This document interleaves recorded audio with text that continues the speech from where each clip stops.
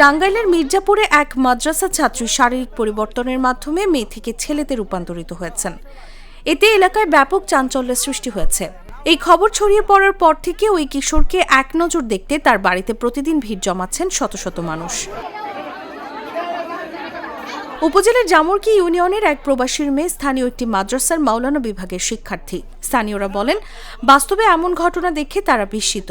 বর্তমানে এই ঘটনা পুরো জেলা জুড়ে আলোচনার কেন্দ্রবিন্দুতে পরিণত হয়েছে।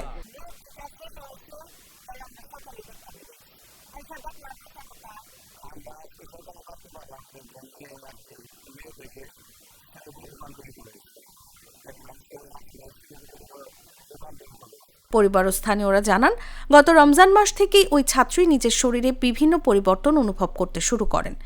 বিষয়টি পরিবারকে জানালেও শুরুতে তারা তেমন কোনো গুরুত্ব দেননি। তবে গত বুধবার তার নানির নজরে বিষয়টি এলে পরিবারের সদস্যরা শারীরিক পরিবর্তনের বিষয়টি নিশ্চিত হন।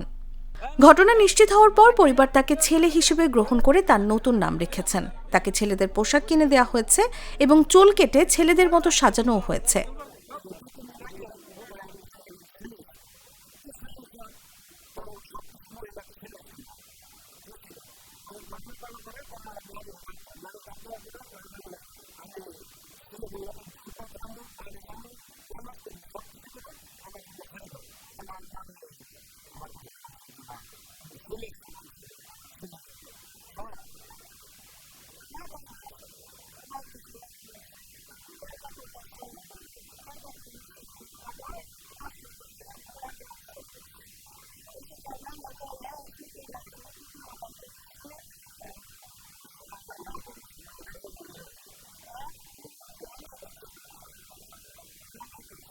ওই শিক্ষার্থী বলেন, আমার শরীরের সব গঠনই পরিবর্তন হয়েছে।